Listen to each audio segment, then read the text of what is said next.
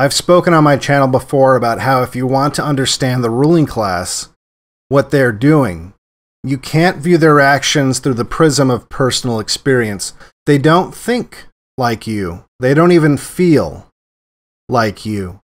These are people that make decisions about human lives the same way and with the same emotional disconnection that you do when balancing your bank account.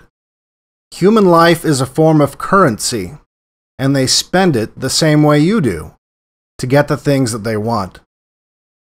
Sometimes this is appropriate. We need people that can operate in this way to make decisions in times of war without having a mental breakdown. A general might decide that he must sacrifice tens of thousands of lives in order to save the hundreds of thousands of others, or maybe even millions. And he must be able to order these tens of thousands of soldiers to their death, knowing full well that they are being sacrificed. This is the kind of sociopathic trait that can be a good thing and has been a necessary feature of great leaders in the past. The problem is, we are now in a time where these same personality types, in addition to having no personal remorse for their actions, also face no consequences for themselves. Let me explain what I mean by that. Sociopaths might not care about others, but they care very much about themselves, and to some degree, their legacy. We are now living in a time when many of these sociopaths in the West face no consequences for their actions because they face no criticism from the press, through censorship, propaganda, and collusion. They control what the people are allowed to know about the decisions they are making and the effects those decisions are having on the lives of the people.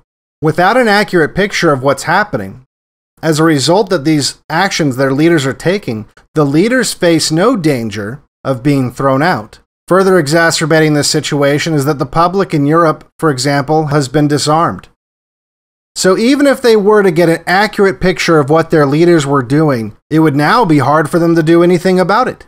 And if you add in the surveillance state that exists in Europe as well as America, it becomes even harder for any opposition to organize. Another factor that has to be taken into account, something that's enabled the ruling class to destroy their people and aids their effort to turn them into nothing more than machinery that provides their luxurious lifestyles, is the loss of religion.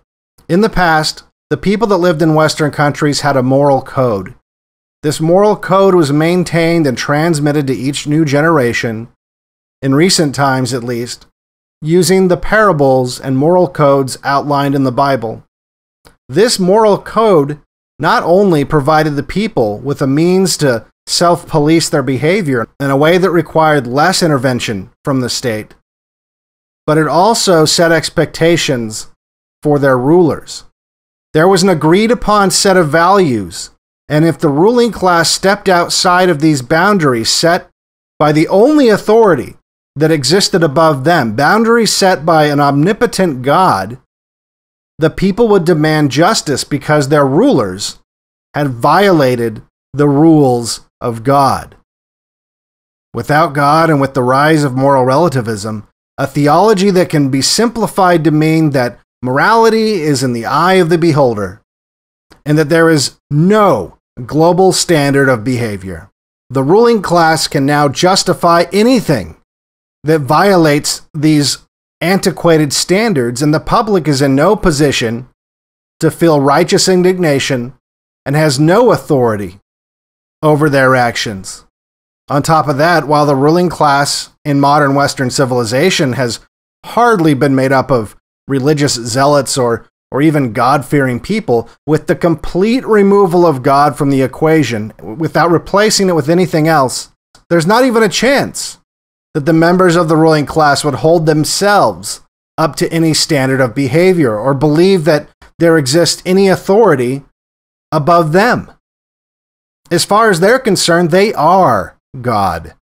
And to many of the people they rule over, that's just as true. Without a God in their lives, they too view the state as the next best thing. It's important to understand this when examining the actions of the ruling class. They are godless sociopaths. many of them without children, who care only about fulfilling their own hedonistic desires on a timeline that doesn't extend beyond their years on this earth. As long as they can maintain their lifestyle and power during their lifetimes, that's really all that matters to them. I'd like you to use this mindset of the ruling class, this mindset that they are the top of the food chain, that there exists no authority above themselves, to examine why they would want to flood their countries with people from the third world. And not just the invasion of Europe from Muslim countries, but also the invasion of the United States and Canada from people from the third world. As I've said before, they have no reason to preserve the culture because it's not their culture. The ruling class has its own culture. The rulers in America live largely the same way that the rulers of third world countries live. You might even say that rulers of other countries live better, like in Saudi Arabia or even African countries. These dictators live better lives and have less trouble from the populations they're controlling than those of the ruling class in Western countries. And now we're getting somewhere. Now imagine you're the ruler of a people that do have a strong moral code.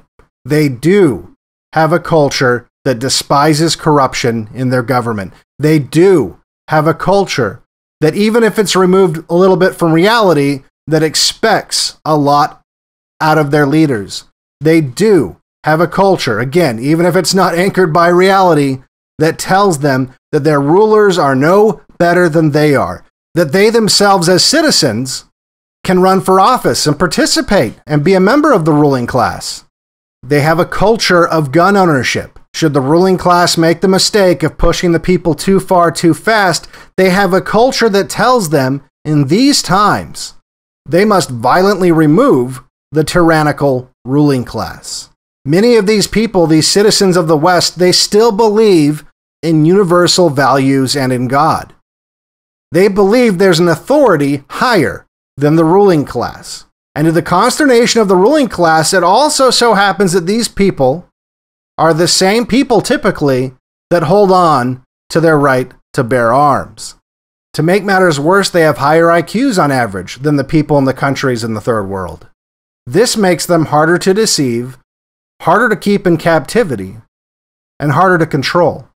The citizens of the Western countries, in short, are historically the hardest people to oppress and rule over. So understanding all this, put yourself into the shoes of one of these members of the ruling class. What are some things you could do to improve your lifestyle? Imagine that you see these rulers of other nations and the way they live. Wouldn't you want your country to be more like theirs? Wouldn't you want to have the same freedoms that they enjoy? Wouldn't you want to secure your power as they have? The math is pretty simple. If you want to increase your power, you want to increase your wealth, you want to augment your lifestyle to more closely resemble the lifestyle of these rulers, you simply need to alter the population of your country to more closely resemble the populations of these more oppressive governments. And that is exactly what they are doing. Now, we've talked about some of these things that make the citizens of the Western countries difficult to manage, but there are several things that actually make them easy to control as well. These religious gun owners are often very sympathetic to people who have the misfortune of living under these other more oppressive regimes. They have a natural inclination to want to help these people. The ruling class simply has to exploit these feelings of compassion and tell the public that this isn't about replacing them. No. It's about helping those less fortunate.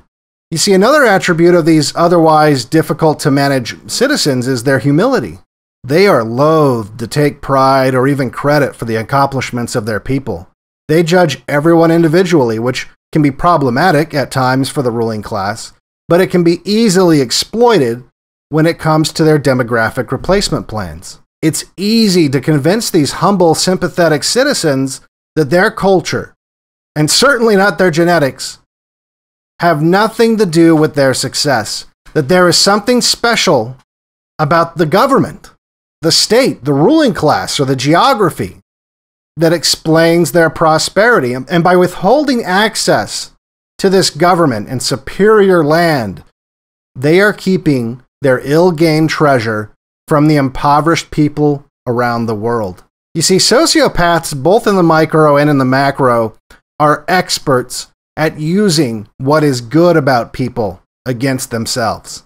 They play on your empathy and use it as a weakness because they see it as a weakness. That's what makes them sociopaths in the first place.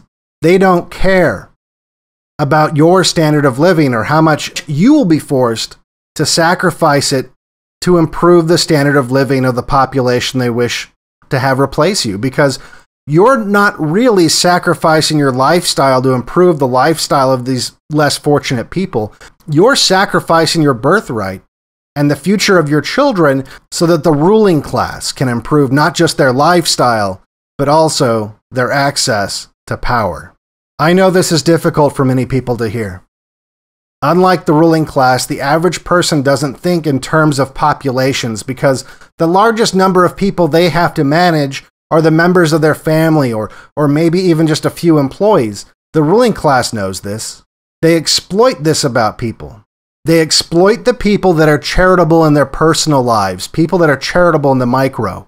The people that are so eager and willing to give the poor the shirt off their back, they fail to see the consequence of this charitable act when it's applied on a massive scale.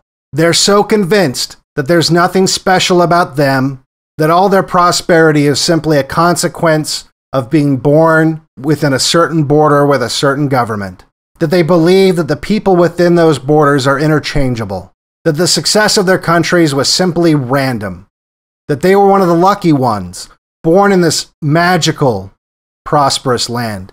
And they think this because for decades upon decades, the ruling class has been chipping away at the pride that these citizens have in their accomplishments or in their ancestors, all the while browbeating them with all of the negative aspects of their history. And they have eroded the culture so much, they are dangerously close to getting what they always wanted. They have created a situation where the culture and the people who value freedom and have these universal values will be easy to replace because we're rapidly approaching the time when there is no culture or people left to preserve. For Black Pilled, I'm Devin Stack. If you like my videos, make sure you like and subscribe. Make sure you share in case they get held down by the algorithm. We're going to have to do this manually. If you'd like to support my work, you can pick up a copy of Day of the Rope, which still has not been banned, or you can donate crypto to the addresses below or become a patron at patreon.com/blackpilled.